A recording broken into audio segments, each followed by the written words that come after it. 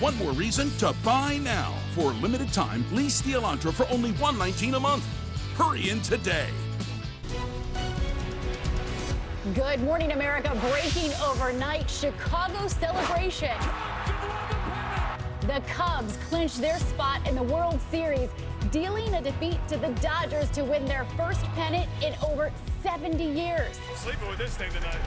Fans like Bill Murray in tears. The team now ready to reverse the curse on a mission to win their first world championship since 1908.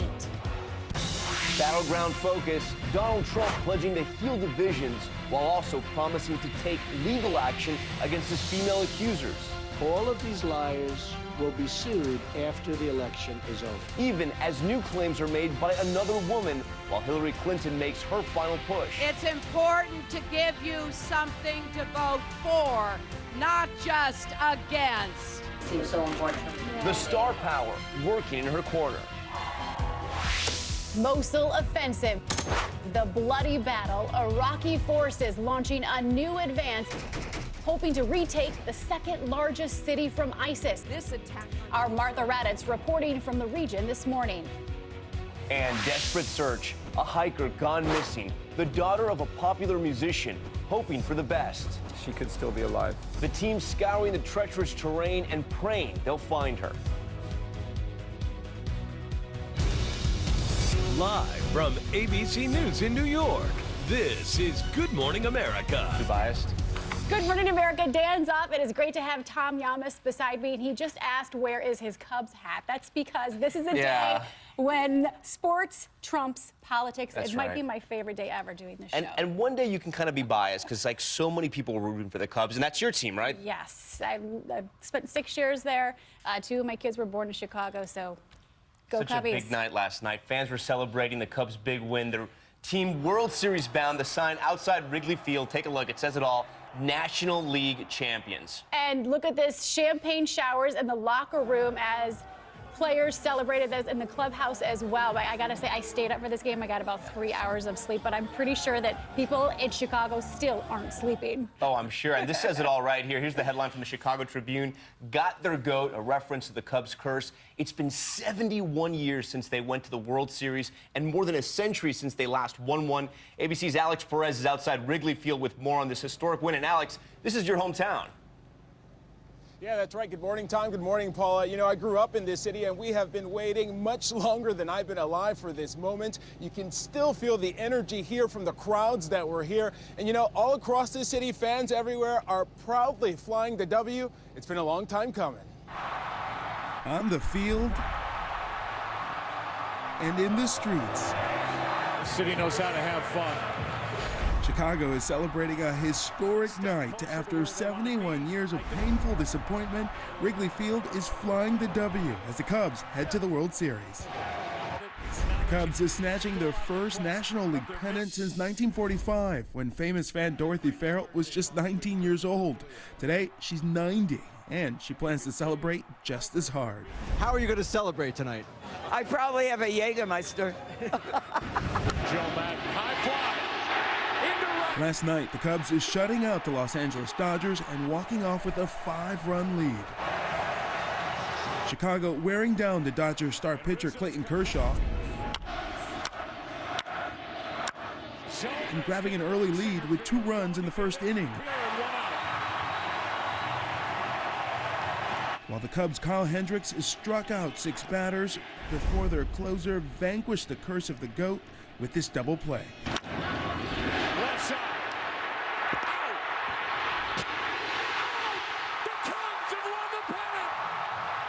That might have been the best game I pitched all year. I'm sleeping with this thing tonight. Are you kidding me? We're going to the World Series. Fans in the stands hugging it out and breaking down in tears. And as much as we want to celebrate, the truth is the next challenge is right around the corner. Game 1 of the World Series, Tuesday night versus the Cleveland Indians. The Indians haven't been at the series since 1997. So, Paula and Tom, I'm going to take a moment to do something I probably wanted to do a long time ago. So who knows when it's going to happen again, so I'm going to do it now. Yeah, don't hold your breath. Don't hold your breath because it's a long time my lucky coming. hat. That's lucky right. Hat. All right, Alex, thank you so much. And joining us now is ESPN's Tony Reale. Tony, you know, fans they don't know how to process this because the last time they were in the World Series, a lot of people weren't even alive. I love this tweet from John Cusack. He said, it's very hard to describe what this feels like. Cubs fans, help me out. They don't know how to process it. So you're asking me to describe the indescribable. Thank you very much. Let me put it this way. The last time the Cubs were in the World Series, 1945, there was no moving video of the game. The game was not televised. What we showed, the Chicago Tribune headline, that black and white photo, is all we've got. So it's an incredible thing. And that was before baseball was integrated, before there was a Los Angeles Dodgers or a New York Mets or any number of teams in the league. That's how far back this goes. And the ticket prices for that game in 1945, oh gosh, you're gonna kill us. About $6 or so. $6. Now nice. You can't get into Wrigley next week for anything less than $2,000. Wow. Okay, so there's a little bit of a bias this morning with Alex and Paula for the Cubs, but this is a big year for the Indians as well. Sure. If it wasn't for Chicago, we'd be talking about Cleveland. That's a franchise that hasn't won the World Series since 1948. And to make things even more interesting for this city, Cleveland now thinks they're Believeland after what happened with LeBron James in the NBA Finals this year. And now, I'll tell you this, Game 1 of the World Series is Tuesday. Right across the street, 1 hour earlier, ring night for the Cleveland Cavaliers. They're going to be donned as champions in the NBA season, so that's going to be a big night in Cleveland. Yeah, no doubt there's a lot of good things happening in Cleveland, but we're talking about the two longest franchises, for droughts rather, for these particular franchises. Who's favored to win? Chicago's favored to win. They won 103 games this year, and they're the best team in baseball, but it's almost like a movie.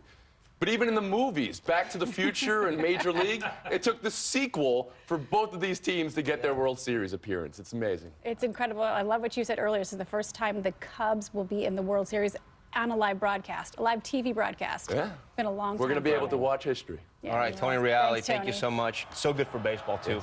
All right, let's turn to politics now. 16 days left in the presidential race. Donald Trump speaking in historic Gettysburg, calling on the country to follow President Lincoln's example and heal divisions, but also threatening to sue the women accusing him of sexual misconduct as one more woman comes forward with a new allegation. ABC's David Wright is here with the latest. David, good morning. Good morning, Tom. Donald Trump is already looking past the civil war that is this election in Gettysburg, talking about bringing the nation together, one nation under Trump, setting the agenda for his first 100 days. Call it his Gettysburg Address. It's a contract between Donald J. Trump and the American voter, and it begins with bringing honesty, accountability, and change to Washington, D.C.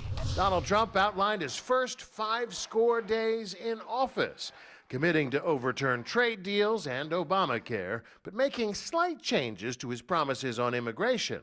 Trump is still vowing to deport millions of undocumented immigrants and even to build that wall.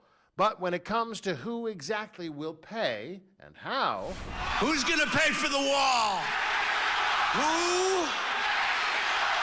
The Republican nominee is now offering something of a payment plan. Mexico will be reimbursing the United States for the full cost of such a wall. Trump also added a new item to his priorities list, taking revenge on the women who have accused him of sexual misconduct.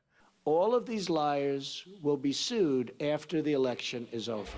But even as Trump accuses his accusers of lying, a new woman has come forward, represented by attorney Gloria Allred. If Mr. Trump thought that such bullying tactics would silence his accusers and prevent other women from coming forward, he will be sorely disappointed. Adult film star Jessica Drake says Trump kissed her and 2 other women without their consent 10 years ago. The Trump campaign insists this latest allegation, like all the others, is untrue. Every woman lied when they came forward to hurt my campaign. Total fabrication. ABC News is unable to confirm any of the accusers' allegations, but worth noting, the Trump University lawsuit comes up in late November, so between that and the revenge lawsuits against the accusers, a lot of court dates for Donald Trump coming up in the first 100 days. Certainly so, David. Thank you. We want to move on to Hillary Clinton, who was busy campaigning with her running mate, Tim Kaine, in Pittsburgh and Philadelphia, calling the election critically important and reaching out to Trump supporters. ABC's Mary Bruce is in our Washington bureau with that part of the story. Mary, good morning to you. Good morning. Well, the gang is back together this morning, stumping side by side for the first time in 6 weeks. Clinton and Kaine are feeling confident and looking ahead as their momentum grows in those key battleground states. I think she looks damn presidential. Up in the polls and together again, Hillary Clinton and running mate Tim Kaine are making their closing argument against Donald Trump. Anger is not a plan. Hoping for a swing state sweep, the Clinton campaign is playing offense. It's important to give you something to vote for, not just against. And taking shots at Trump. If he's president, he'll spend his time suing women who have made charges against him based on his behavior. Tim and I are going to keep talking about what we want to do. Looking ahead, Clinton's reaching out to Trump supporters as she faces the possibility of uniting a fiercely divided country. I understand that they need a president who cares about them, will listen to them, and I want to be their president too. And she's getting some extra help. Bill Clinton tried to sway this Trump supporter in Florida. What is it, Trump or Clinton? What are we going to say? So are you excited for November 8th? With just 16 days to go, the stars are aligning to get out the vote. Miley Cyrus registering college kids in Virginia as Katy Perry rallies first-time voters in Nevada. And I can use my power to vote. Who is going to use their power to vote? Now, the Clinton campaign this morning is not just focused on winning their race, but also on winning those critical down-ballot races. Over these next 2 weeks, Clinton will be speaking out even more, boosting Democratic candidates and going after their Republican opponents. Tom and Paula? Mary Bruce for us this morning. Mary, thank you. Let's bring in ABC News chief anchor George Stephanopoulos, who will be hosting This Week later this morning. And George, Donald Trump delivered what was supposed to be a major address in Gettysburg, yet the headlines coming out of it were still settling scores 16 days out. Yeah, it was really a tale of two speeches yesterday in Gettysburg. I mean, he did lay out a 100-day agenda in the back half of the speech, but the whole front half of the speech was his list of grievances against the media, talking about voter fraud, talking about the election being rigged, and of course, that threat to sue his accusers, which stepped on the message. Good morning to you, George. Nice to see you. Mary just mentioned it, but Republicans are really concerned about the Trump effect down ballot. The Democrats can take over control in the Senate with, what, 4 or 5? They need to pick up 4 seats. Right now, there are 9 or 10 that are competitive right now. And with every point that Hillary Clinton picks up right now, it has the prospect of bringing in more Democrats in the Senate and the House. House is a much tougher battle for the Democrats. They have to pick up 30 seats. You would need to see like a 10 or 12-point win for Hillary Clinton to make that even possible. But the Senate's a possibility, No strong question, possibility. it's very possible. Okay. And this morning, you've also got the results of our latest ABC News Washington Post poll and what voters are saying about the rigged election, right? Absolutely. You know, this is coming out at 9 a.m., so we can't give the exact results, but I think what you're going to see here is what a decisive month October was and those debates were for Hillary Clinton. One of the things we've seen in other public polls, her increasing her lead every single week. And these arguments that Donald Trump is making right now about a rigged election, about these women accusers, not working. Yeah. All right, George, there's a big show this morning coming up, one-on-one also with Eric Trump and Clinton campaign chief strategist Joel Benenson, plus independent presidential candidate Evan McMullin. That's later on This Week. Great to have you, George. Thank you. And a reminder, everybody, you can download the ABC News app and get live streaming breaking news reports from the campaign trail. Tom? All right, Iraqi forces are closing in on Mosul, facing fierce opposition from ISIS. A senior U.S. official calling it a complex endeavor, expecting it to last for months. ABC's Martha Raddatz near Mosul with the very latest. Good morning, Paula and Tom from northern Iraq. This attack on Mosul is expected to be the largest attack since the U.S. invaded Iraq in 2003. There are about 30,000 Iraqi troops taking part. About 5,000 U.S. troops are assisting the Iraqis. You can see some U.S. soldiers behind me right now. And about 500 of those 5,000 are outside the wire, outside the bases, assisting the Iraqis close up, but not on the very forward line. This battle is expected to take months and will be more intense the closer they get to Mosul. The aftermath is expected to be even more complex. Tom and Paula? All right, thanks so much, Martha. Let's send things over to Dr. Ron Claiborne to look at the other stories we're tracking. So, big news in the media world. That's right, Dr. Paula Ferris. You're welcome. I'm actually a nurse. You're Tom and Rachel, Robert, good morning. Good morning, everyone. We're going to begin with a big deal. That's a mega business deal. Telecom giant AT&T agreeing to buy media conglomerate Time Warner for $85.4 billion. That's a lot of money. The move would transform AT&T into a media giant, able to produce and distribute content to millions. The companies are hoping to seal that deal by the end of this year, but the sale will require the approval of government regulators first. And in North Dakota, a protest over construction of an oil pipeline turned violent. Police arresting more than 80 people and using pepper spray in a 5-hour confrontation with demonstrators at a construction site after some of the demonstrators crossed police lines. People have been gathering at the site since August to try and stop construction of the 1,100-mile Dakota Access Pipeline, which they say will cause environmental damage.